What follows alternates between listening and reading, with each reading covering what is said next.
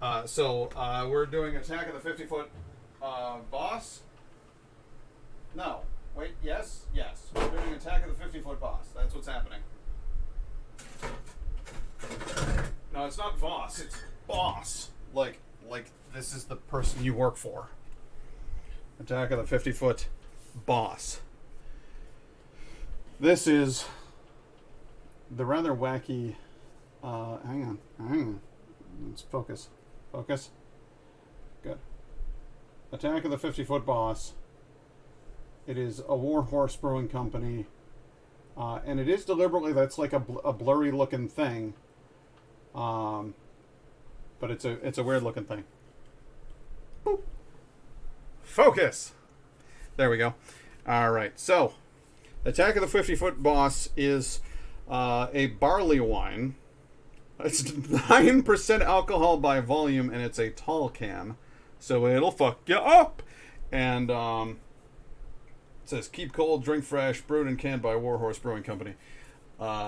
Any description, guys? No, it's just Attack of the 50-Foot Boss. It tells me nothing else, but it's barley wine. So you know I'm going to love it.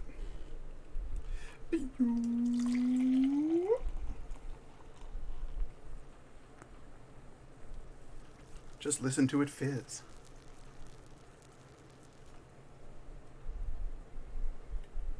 Pretty golden color. Little bit of amber going on there. Little sudsy. The smell is sweet. A little yeasty. A little grassy, a little weedy, probably a little barley-y. I don't know. I haven't actually just smelled barley in a while, so I'm not really sure. But let's go ahead and give her a taste, shall we?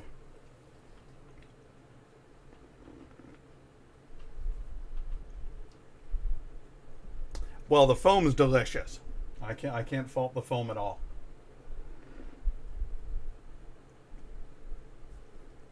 Trying to get the beer here, but it's this one does produce a thick foam, a thick head on that beer.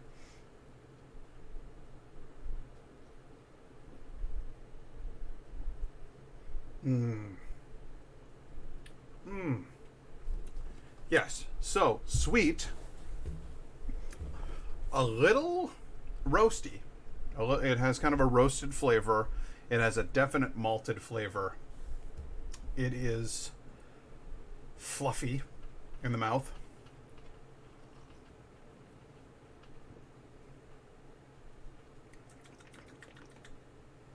Yeah, it's not thick. The foam thick.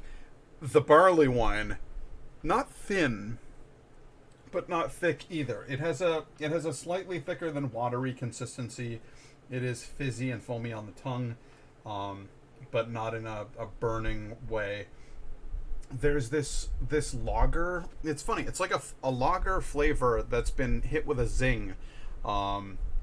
It's got like, this reminds me of the Dortmunder Gold. Actually, there's a Great Lakes Brewing Company does a beer called Dortmunder Gold, and it's the only lager that I actually like because it's got way more complexity than the average lager. It's also got a nice roasted, toasted flavor to it. And this has that roasted, toasted going on in there. But it also has the light. It has a hint of a Pilsner thing going on, which it's like somebody's taken an ale and a Pilsner and kind of mixed them together in a wonderful way. It's flavorful without being too... No, it is not citrusy at all. I'm not getting an ounce of citrus in here. What I get instead is much more like the typical beer thing that I dare say you don't care for. But I do. I enjoy this quite a bit. I don't know. I'm you know, if we're gonna go with the game that I was just playing, A Plague Tale, let's take us back to Ye Old Tavern in the Middle Ages, where they've got giant casks behind the bar, and they just fucking stab a spigot in there, and they go, and like, tap it out and pour it for you. This is what you drink when you're playing cards with your buddies after your last mercenary run.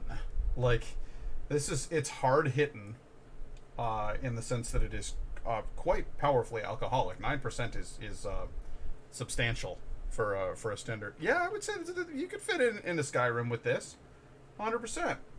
This is Skyrim light. Nords are going to want something that's maltier and frothier and spicier than this. But this one definitely is.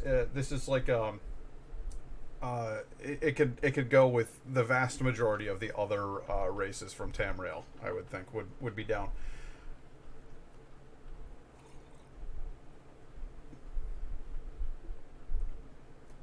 It's so funny because it has on the front, when you first take a sip, it's so sweet. It has like a nice sugary honey, very honey kind of a flavor, and then that slowly fades into a roasted flavor.